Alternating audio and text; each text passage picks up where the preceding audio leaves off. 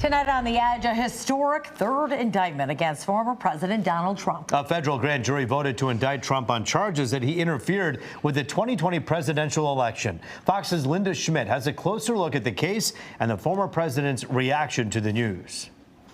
Today, an indictment was unsealed, charging Donald J. Trump with conspiring to defraud the United States. Special counsel Jack Smith charging the former president with 4 counts in the 45-page indictment for his role in allegedly trying to overturn the results of the 2020 election and his role in the January 6th deadly riot at the Capitol. It was fueled by lies. Lies by the defendant targeted at obstructing a bedrock function of the U.S. government, the nation's process of collecting, counting, and certifying the results of the presidential election. The indictment states that Trump was, quote, determined to remain in power. So for more than 2 months after the election, Trump spread lies that there had been fraud in the election and that he had actually won. These claims were false, and the defendant knew that they were false. He did so to create an intense national atmosphere of mistrust and anger and erode public faith in the administration of the election. The indictment also alleges that Trump repeated claims of election fraud that were made by one of his co-conspirators, a lawyer, even though Trump had told others in private that the lawyer's claims sounded crazy. The special counsel called Capitol Police heroes. They did not just defend a building or the people sheltering in it. They put their lives on the line to defend who we are as a country and as a people. Donald Trump reacting on his social media platform to yet another indictment against him. Why didn't they bring this ridiculous case 2.5 years ago? They wanted it right in the middle of my campaign. That's why. Linda Schmidt, Fox News.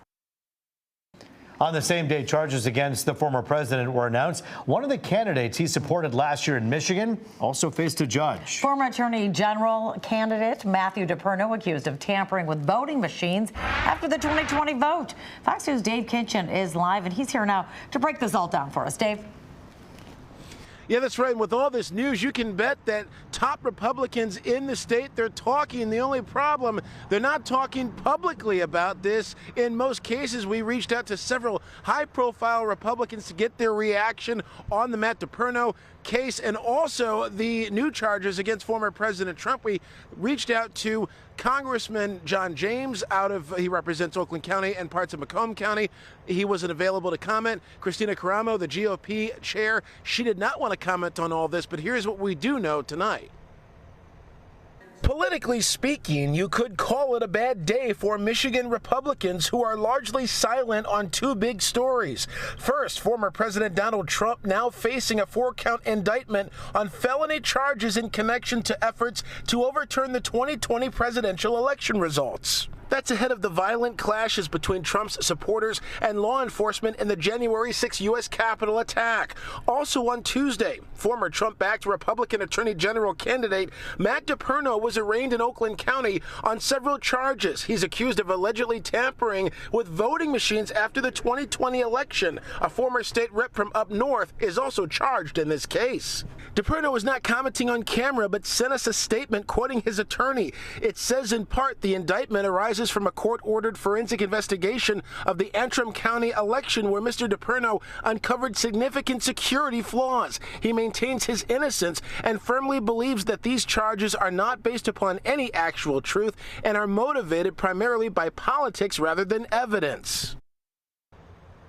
And Attorney General Dana Nessel's office released a statement saying they cannot comment on the specifics of this prosecution because it is an independent counsel essentially handling this case. You may recall, of course, Nessel and DePerno did face off together in that last general election for the AG job, but Nessel did say that all public officials should be held to the highest standards, especially those dealing with elections. Dave Kitchen on The Edge. Yeah, it leaves a lot of people asking, depending on what side of the political aisle you're on, if these are true cases that actually warrant the time of the courts, or are they politically motivated? You're hearing this on all fronts, from national to local politics. Yeah, that's right, and especially when it comes to the whole fake elector case, the 16 conservative electors, or as investigators say, fake electors, they were facing criminal charges as well. They have several cases, and they say, along with their supporters, that government is being weaponized against the people. They say this is another example of that, but of course, other folks on the other side, the Democratic side, they say it's about supporting democracy and having full faith in the integrity of our elections. So a bitter debate down the middle on all of this. Yeah, very well. We'll talk to you very soon. Dave Kinchin for us live. Thank you. Former Macomb County prosecutor Eric Smith has accepted a plea deal on state misconduct charges. Attorney General Dana Nessel announcing Smith will plead guilty to misconduct in office, conspiracy to commit forgery, and tampering with evidence.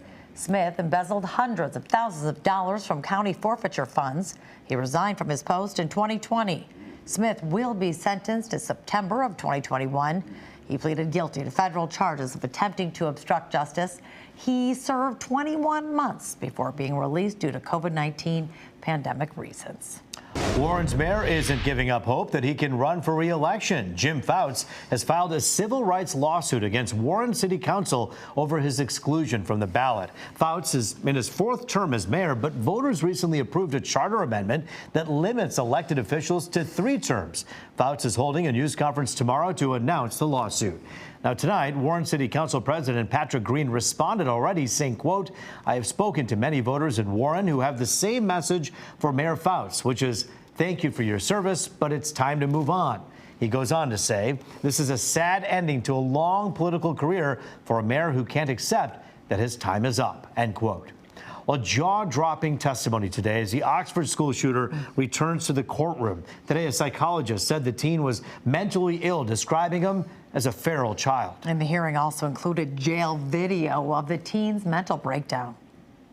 At his high level of isolation, lack of parental support, lack of guidance, lack of resources. So psychologically and socially, he can be considered a feral child. Stop it, God. Stop it. Stop it. He told his parents that he was hearing voices. Stop, God, stop. Stop pushing forward. God, stop, please, God. These hearings are being held to determine if the shooter, who was 15 at the time of the massacre, will spend the rest of his life behind bars without the possibility of parole. The ruling is expected to be issued on August 18th, which is the next court date.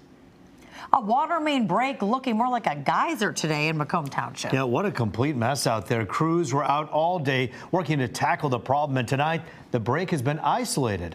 Now, 5 communities lost water pressure earlier today: Chesterfield, Lenox, and Macomb Townships, as well as New Haven and parts of Rochester. All 5 later had pressure restored, but remain under a boil water advisory. The Great Lakes Water Authority is now bypassing the break by using an even larger main that runs parallel to the other one. Those living near 24 Mile and North Avenue couldn't believe what they saw this morning. Big splashes, and it's like, no. So I knew it was happening. And I'm hearing this water and look out that front window, and you know, we always wanted a fountain in the front yard, but not that way. I hear you. Well, there's no shortage of help tonight. This evening, the Chesterfield Township Fire Department stepping up, handing out bottled water at both fire stations. We've given out about, I would guess, almost 2,000 cases of water today. We'll be open again tomorrow from 8 until probably 8 again tomorrow. I just think that is very generous, you know, and really wonderful. Good people in Macomb County giving back where they can. The boil water advisory will remain in place until at least Thursday. Well, turning to weather now, we've had a nice start to the week. It's been nice. Oh, yeah. Not like most of the summer, though. I feel like there's been a lot of storm chances, if you will. What we're trying to say, Derek, is you promised us a nice summer, and what we got instead was a heck of a lot of storms and rain. Yeah. I'm kidding. But you know what? We're getting our share of really nice weather, calm, good weather as well. You see what's happening here, don't you guys? At home, Ganging you see up. what's happening. It's a nice day of weather, and they can't even give me a nice day. They still got to bring up all the stuff. We're like your siblings. We keep bringing up old stuff. Things are comfortable finally, but don't get too used to it, because as we move into tomorrow, we're going to see temperatures starting to climb back up in the middle 80s and then upper 80s by Thursday, and it will get a little bit muggy around here. Now, there's some big-time heat down to the south. Dallas, high temperatures today near 106 degrees, and that is day one of at least 6, probably longer, where they're going to be over 105.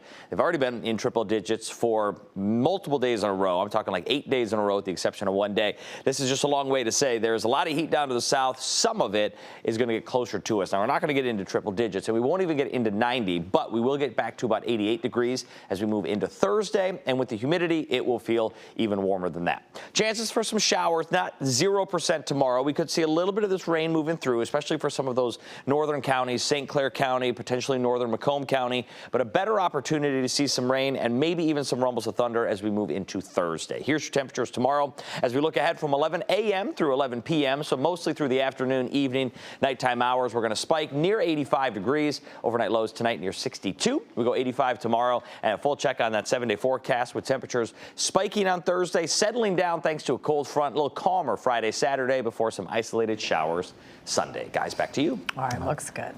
We're getting our first look at 2 Detroit police officers charged in separate off-duty incidents. Yes, Amy Serafinski and David Apperson are both currently suspended with pay from the Detroit Police Department. 53-year-old Corporal Serafinski is accused of pointing a gun at another driver on I-75 in Madison Heights. The 26-year-old DPD veteran was arraigned today. Serafinski's attorney says she was worried about being assaulted by the alleged victim. And 31-year-old Officer Apperson is accused of sexually assaulting a woman in his Woodhaven home. He turned himself into police after being questioned by investigators. If convicted, the 5-year DPD veteran could do life in prison. Both Serafinski and Apperson were given personal bonds. Chief White says he will be asking the Board of Police Commissioners to suspend them without pay as their cases move through the courts.